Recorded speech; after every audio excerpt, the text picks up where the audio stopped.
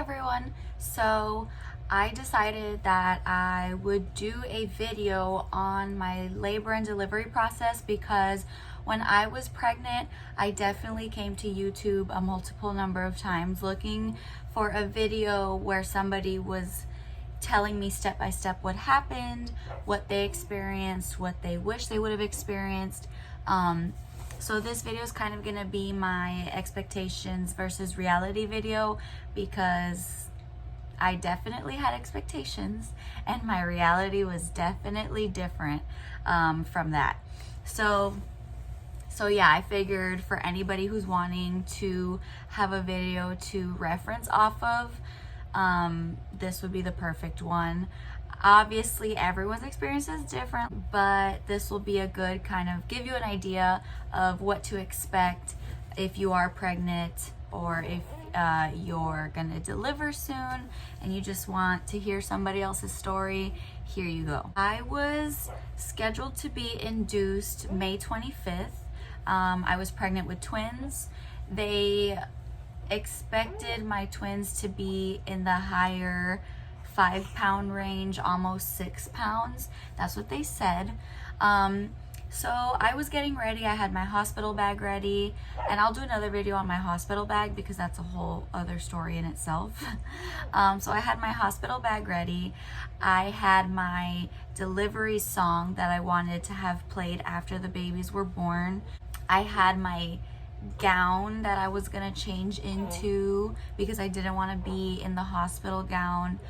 I had my labor and delivery photographer picked out. I wanted her to be there to be able to capture the moments that I wasn't going to be able to focus on because I was the one delivering, and I knew that there was going to be moments that I was going to have to miss because of the fact that I cannot see what's happening, you know, to my lower body. It was going to be a vaginal birth, and that's how everything was gonna go. I was gonna be able to do my makeup, I was gonna have my hair done, and everything was just gonna be smooth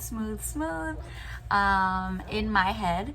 You know, obviously people told me like, this could be your plan, but you just never know what can happen, like things can change. And I was just like, okay, whatever, you know, maybe that's what happened for you, but that's not gonna happen to me.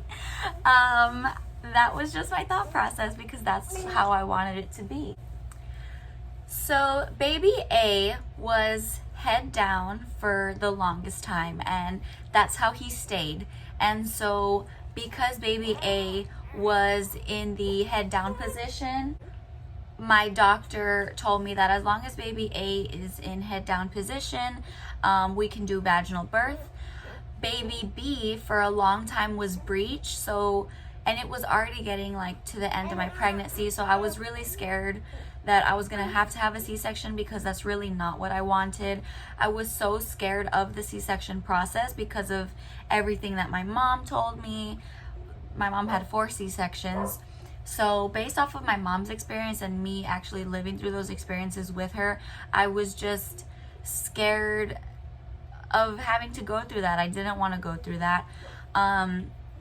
So in my head, I was like, no, like vaginal. But if I would have gone with a vaginal birth with baby B being breached, then they would have had to flip him over, and that would have, they told me that they could do it one of 2 ways. One being they actually like go in there and flip him, and I don't know that I would have been able to handle a whole arm, you know, going in there and flipping my baby.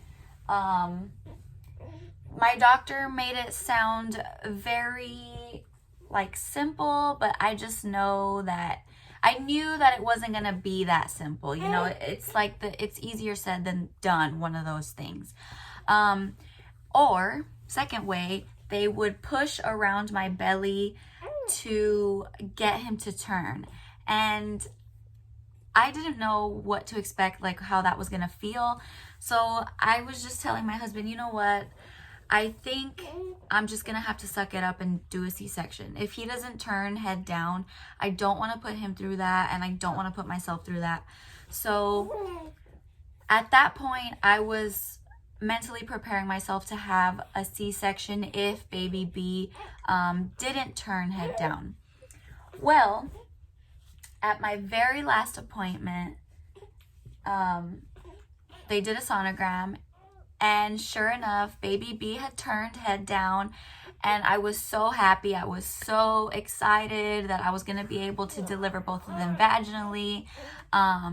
They did tell me that I had big twins. Usually twins don't get the chance to get up to over 5 pounds. But my babies were hitting near the 6 pound range. They just didn't know exactly how much they were weighing at that point. So yeah, everything was on track to go the way that I wanted it to. Well, here comes May 25th, my induction date. That was a Monday. And, we got checked in, we got our room. They put those baby heart monitors on my stomach. I had 2 of them on there, so I just looked kind of crazy. So then when I got into the hospital, I was 3 centimeters dilated.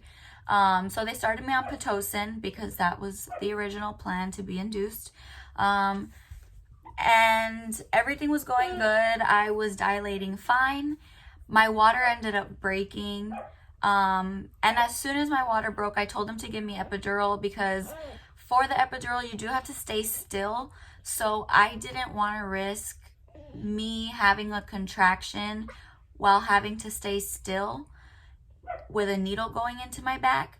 So I was just like, you know what, just give it to me now. So that way I can, ensure that I am going to stay still and nothing bad happen. And so that's what we did. And let me tell you, the epidural was pretty intense. So they had me sit, sorry, I have the babies here with me if you can't hear them. So they had me sit at the edge of the bed. My nurse came in front of me and was basically holding on to me, like onto my arms. And I was holding on to her, like for support, like basically to make sure that I wouldn't move. They had me hunch my back over, and he told me that when you feel pressure, for me to push back on that pressure. So, they're sitting me over. My water is still pouring out of me. It was a lot. And then as the needle started going in, my exact words were, fuck, fuck, fuck, fuck. And I remember my nurse turning to Joshua and going oh my God, I didn't know that she had that in her. And Josh was like, oh yeah, she has that in her. Because the whole time, obviously I'm not cussing at my nurse. So I guess because of my demeanor and the person that I am, she just didn't expect for me to cuss. I don't know. But that was the only thing that was getting me through this epidural, so that worked. I did jump once, and, that panicked Joshua. It made the nurse worry as well. They had to remind me, sweetie, don't move. And so then I just had to kind of, take it like a champ, and you just got to do it. Once the epidural was in, my nurse did notice that my bladder was very large. Because I was so pregnant, I guess, I couldn't feel that I had to pee. And so my nurse was very, very scared of my bladder rupturing. That is a possibility. That is actually something that you could die from, and I was unaware of that. So I was unaware of the fact that you could die from that. I didn't know it was that serious at the time. So because my bladder was so enlarged, filled with urine, they they put a catheter in me. She was so worried about my bladder rupturing that I was not given any time to like mentally prepare for a catheter being put in me. I was not able to breathe through it. It was kind of just like a hurry up and do it process. And let me tell you guys, that was probably the worst part of my entire labor and delivery experience. I couldn't handle it. I was screaming at the top of my lungs. I was crying. I was kicking off of my bed, like to try to get away from them. It's okay. You know, Joshua was at my head side to try and talk me through it, calm me down. So then finally they got the catheter in. A nurse from the hallway actually came in to see what was going on because I was screaming and crying so loud that they could hear me out in the hallway. And it was just not, it was horrible. It was horrible. But like I said, this is Jadis. Hi.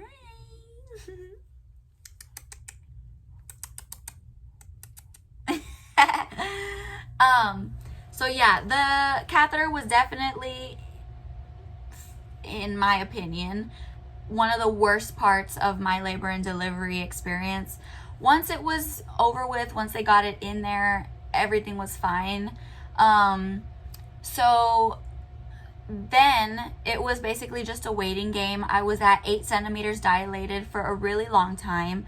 I did not dilate anymore. Baby A, which is Jael, my first baby that came out, he was actually already in my cervix, ready to come out, and they started noticing that every time I got a contraction, his heart rate would go up. Oh, his heart rate would spike up. And so they thought it was the position that I was laying in. So literally every 30 minutes, they were coming into my room and having me lay this way, lay that way. Okay, now lay on your back. Now get on your hands and knees. It was so annoying, and it was such a tedious process. Like, I just couldn't relax because I was having to put myself in positions every 30 minutes, and having to move that big belly that I had was not an easy process. I would cry and moan through having to toss and turn in the middle of the night. So since he was already in my cervix ready to come out, So since Jad was already in my cervix, ready to make his way out, the doctors figured that just waiting a little bit to see if I would dilate anymore was a good idea. Obviously, this was my first pregnancy, my first time ever experiencing any of this, so I didn't know what the risks of his heart rate going up were. I just knew that the doctors were trying to fix it so that way he could be as comfortable as possible. So in my head, we were still having a vaginal birth. So after, I want to say maybe a couple more hours of them trying to move me positions, a doctor who wasn't my doctor, but I did know her, came in and said, we really need to consider a C-section. And at that point, this was already 26, I don't remember. I want to maybe 26 hours. This was already 26 hours later of being in labor. And so at that point, I was just like, you know what? I'm ready for these babies to be here. There's obviously something going on. I just want them here now. So I said, fine, we'll do a C-section. And that's what we ended up doing, a C-section. And that's not what I wanted, but it was honestly the safest way to have them delivered in my case. So I already had the epidural. They had like a kind of like an IV thing of the epidural that was in my back, and it had like a tube that came over my shoulder, and it was linked to a button.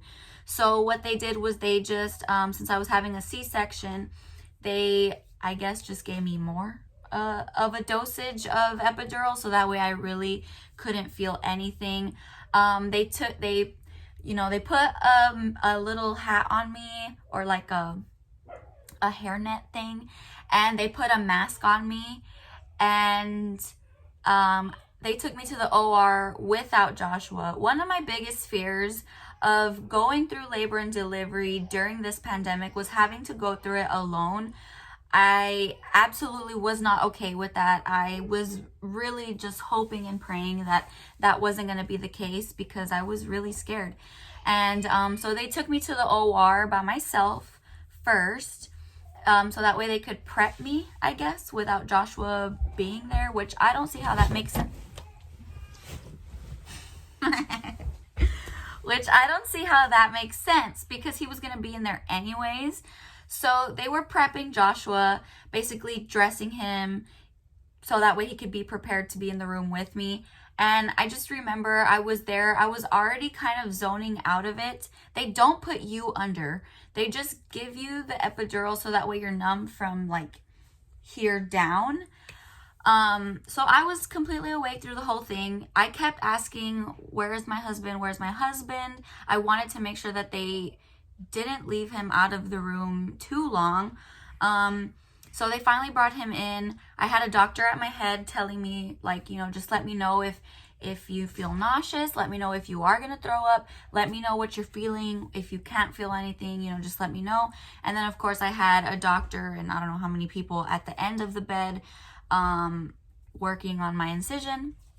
So once Joshua got in there, it was go time. They made their incision. Joshua watched it all happen. I don't know how he did that. And then because baby A was already in my cervix, they had to push him back up my cervix to get him to come out of where they had cut me. And that was a very uncomfortable, I really don't know how to put it into words, but that was a really uncomfortable feeling, because you can't feel any pain, but you can feel the pressure of them pushing on your body like so hard to get that baby back up my cervix, which is not where my baby was trying to go. My baby was trying to go down. So obviously we're messing with his process of things, with the whole natural process of it. And then I remember just like, I wasn't screaming, but I was moaning really loud from feeling that pressure.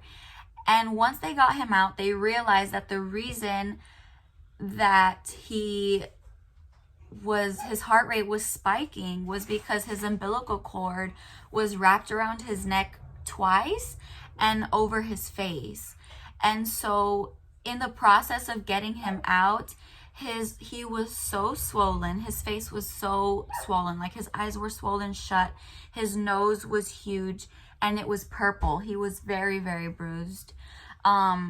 This information that I'm telling you is based off of pictures that I saw and what my husband told me, because in the moment I was just so out of it. My body was so exhausted just from that one baby coming out that I wasn't able to see what he looked like. And because he wasn't crying when he came out, their first priority was not to let me see my baby. Their first priority was to get him over to the baby bed so they can get him crying and breathing. A whole minute later, there was crying from my other baby. So Giles still wasn't crying yet by the time they got Jadis out. Jadis was actually still in his sack, so they had to manually break my water for that one. So he was still very like cocooned in his little, secure place. He was unbothered, which was fine. I'm glad that he had such a peaceful experience, but it was just really hard on my baby A, Jael. But thankfully they got him crying. All of his vital signs and everything else came back normal. Once he was okay for them to start, doing their little tests on him. But they also had to push down on my stomach to get Jadis to come down to the incision. So not only did I have to feel the pressure of them pushing Jai up my cervix, I had to feel the pressure of them also pushing Jadis down my belly, and that in itself was also very uncomfortable. This C-section, like I said earlier, was the safest way to get my babies out because of what Jal was going through, being baby A. The only thing that I didn't enjoy of the C-section was the fact that I was so out of it and I didn't get to enjoy that moment with my husband.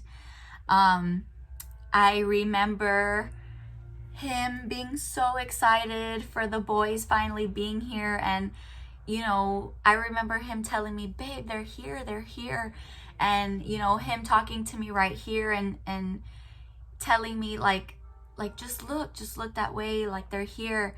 And I couldn't, like, I had to tell him, I had to work up the energy literally to tell him I don't want to talk right now. And I couldn't open my eyes. My eyes were closed. I was just so out of it, so exhausted. They tried to show me Jadis over the curtain because they put a curtain over you so that way you cannot see anything. And they pulled the curtain down and they put Jadis over me and they're like, look mom. And I just, it sounds bad to say, but I didn't have the energy to care and to be excited about seeing my baby because I don't know what else to say other than to say I was just so exhausted. I have never felt anything like that ever in my life. And so that makes me sad to think about because I know with vaginal birth, you're able to get your baby on your chest and have that first little like touch with your baby. And I didn't get that. And I didn't get to cry. I didn't cry the entire time, which I was fully expecting to cry, you know. I didn't cry the entire time. I was just in and out of consciousness. I then told the doctor who was standing at the head of the bed that I needed to throw up.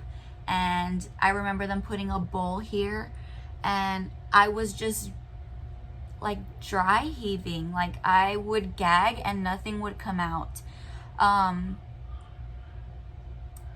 hate that feeling, especially when nothing's coming out. And I remember being scared of the fact that I was scared of the fact that I was laying down because if I was gonna throw up, I didn't want to choke on my vomit. Sorry, that's a very vivid detail. But if you're gonna watch this video, then that means you either have already been through this, you're about to go through this, or you're just curious. So you've got to know everything. So yeah, I was really scared of choking on my vomit, but I hadn't eaten anything in a really long time. They just had me on liquids, so nothing was coming out. Now, from my husband's perspective, he told me that they were tugging on my body really hard when they were stitching me up. And he said that my body up here kept going like this. Like I kept like I would do this and I would go, like I was like gagging and my body was like jumping because of how hard they were tugging. And my arms, so they had me on the bed laying flat, obviously, and then they had my arms like straight out like this, like I was being crucified, literally. That's how they had me. And I remember them asking me like, do you feel any pain? Are you okay? I didn't feel any pain in my lower body, but I did feel like my shoulders were about to pop out of their sockets. Like that was so painful, and I can't even give you an explanation as to why I was feeling that, but I know that that's a thing because my mom did tell me about that pain. She warned me about that. And I didn't expect that to happen to me because, or during the delivery process, because she told me the way that I went for her was she felt that after she had already delivered, she was back in her recovery suite and she had like basically air, I think, in her shoulders, and it was so painful. So I didn't expect to feel it right then and there, but I'm glad I did because I was so like out of it that it phased me. Like I could feel it, but it wasn't unbearable because I was already so like in and out of things. So that was the only pain I really felt, was my shoulders, and then of course like the super intense pressure of them pushing on my body. And then yeah, I mean, everything was good after that. Once they got me out of the OR, they put me in a suite for me to wake up in. I don't know, I don't remember what that suite is called, but it wasn't the room that I was going to be staying in. They put me in a suite, or actually it wasn't even a suite. It was like my bed was against the wall, and then they just had like 3 curtains covering, like making curtain walls basically. And even after I woke up, I was still so exhausted. I woke up to Joshua, of course, being on the phone with family and, you know, talking to people, letting them know how everything went, letting them know that the babies were here. And that was just, it was such a peaceful, like, something to wake up to, like, just so peaceful. And my babies were sleeping. They were all bundled up in their little blankets in 2 separate baby beds. And it was just, it was crazy to think that, wow, like I did this, you know. I just I birthed these babies, and it was an amazing feeling, but it took me a long time to finally come to. And I remember asking Joshua, like, I want to see the babies, and I couldn't get out of bed, so Joshua brought a baby to me, and I couldn't even smile or anything. I was so dead. I was like a zombie. And I was tired, and so I just kept falling in and out of sleep. And finally, once they got me to the room that I was going to be staying in to recover, I was able to finally get some energy back. And I was still on a liquid diet. They didn't let me eat until I was able to pass gas.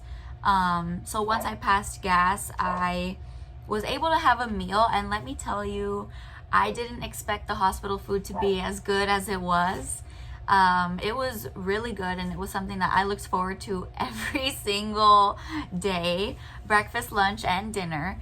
And the pain that I felt from my C-section incision, it was very intense pain.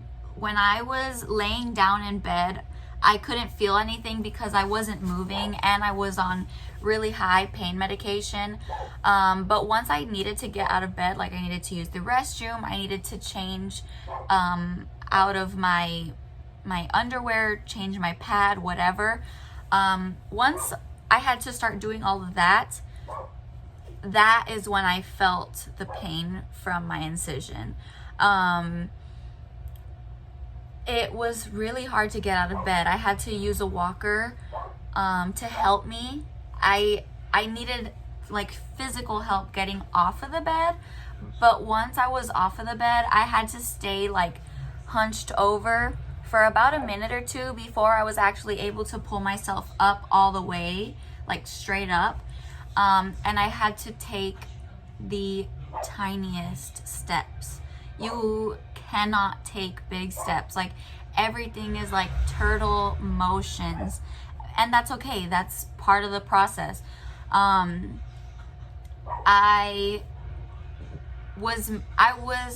made sure that I was patient with myself. Obviously, you wish that you could just get out of bed and be normal, or feel normal, but you don't. You have to give yourself time to heal, and you have to be patient with yourself, and you have to accept the fact that people are gonna have to help you go to the restroom and have to help you shower and all that stuff. And let me tell you, after delivering, your stomach still looks like you're 6 months pregnant. And I looked very pregnant because my belly was so big. I was so swollen from my waist down. My toes, like, it was unreal. It was like somebody put a fat suit on me. It was crazy.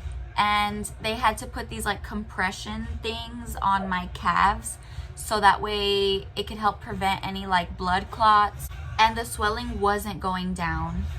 The nurses and doctors who would come and see me would tell me, oh, this is normal. This is just from all the fluids we gave you.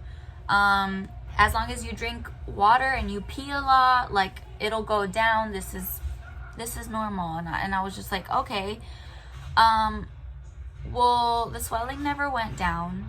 It got so bad to the point where the skin around my toes literally felt like it was going to rip. Like, I couldn't walk. I would elevate my feet, and that helped me to be able to walk for maybe 15 minutes, because then they tell you need to get up and be active. You need, like, that's good for your body. You need to walk around, you need to move, you need to let your blood flow, you know. And I couldn't do that. I was literally bedridden. Well, come to find out that sorry, I'm skipping a little bit. I had gotten discharged Friday. I didn't have to leave Friday, but I wanted to leave on Friday. So, you know, Friday came, I came home, and everything was good. My parents surprised me with decorations up on my walls, and they decorated, you know, the boys' cribs, around the boys' cribs. So it was awesome. It was awesome coming home, and I really enjoyed it. And then Monday night, I got a super severe headache, like throbbing headache. It was horrible. I couldn't lay down. Anytime I would lay down, the headache, I swear, would get worse. So it only felt better if I got up and I was walking around. But then I couldn't do that because my feet were like, the skin was gonna tear. You know what I mean? Like, it was just it was so frustrating because I didn't know how to help myself. And so Joshua gave me these headache relief pills.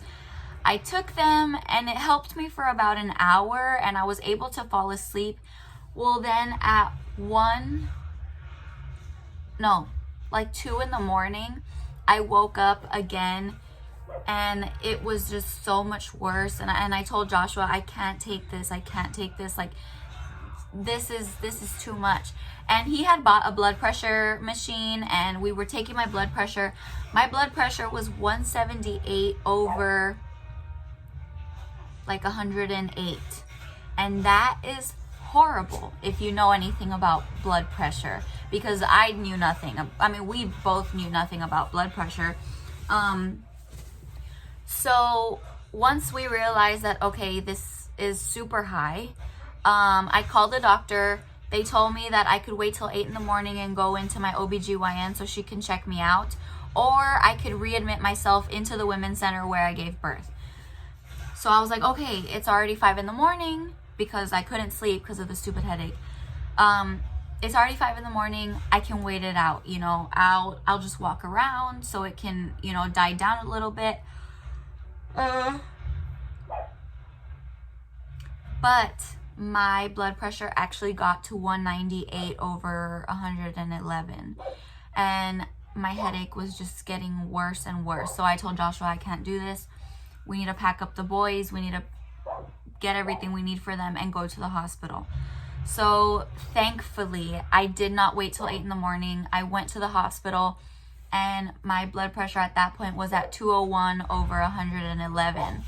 And if you don't know, 201 over 111, you're getting into seizure or stroke territory. That's extremely dangerous. That is, you don't want to be there. You shouldn't even have waited that long at that point. So yeah, it was a really serious thing, and they readmitted me into the hospital. They had to put a catheter back in me. Thankfully, I will say that this time, the second time around, it was not so urgent that they get the catheter put in me. So I was able to, I did cry because I was scared. So I did cry because I just remembered, like, I had flashbacks from my first experience, and I was just telling them, like, please don't put it in me.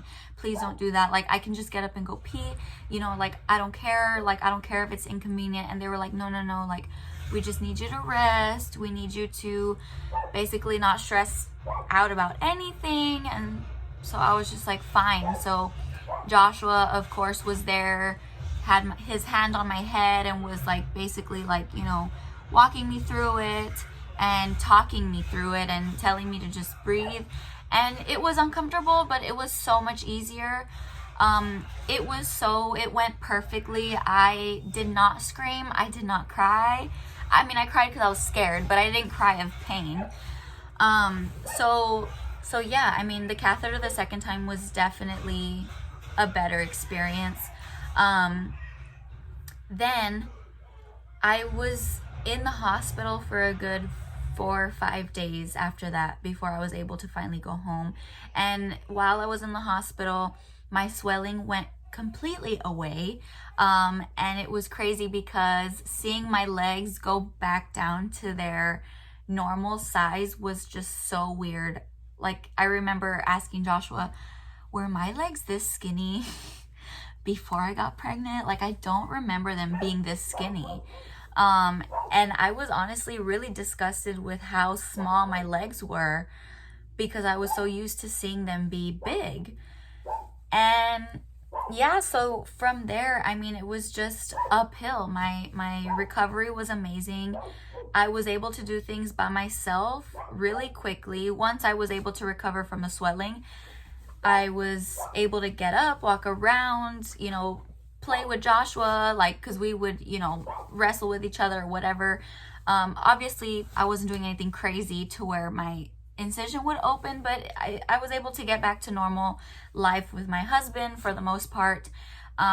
With my babies, I was able to interact with them much more and help him because Joshua was doing it by himself for a long time. I mean, I would help feed and stuff, but as far as like changing diapers and getting up to do things, I just couldn't. So it was awesome once I was able to get the swelling down and get my blood pressure back to normal. It was really good. The only frustrating thing was having to take so many medications. I was on iron, I was on labetalol, I was on ibuprofen. I was on like 5 different medications. But yeah, that's basically how everything went. I think I covered it all. So yeah, that's pretty much how my experience went. I hope that helped you get a little bit of an insight of what to expect. Obviously, don't expect it to go exactly how my experience was, but just to give you a little bit of a reference of what you can expect. Because that's what I was looking for while I was pregnant. I just wanted somebody to tell me step by step what was going to happen or what happened to them. So I hope this helped you get a little bit of a peace of mind. But yeah, thanks for watching.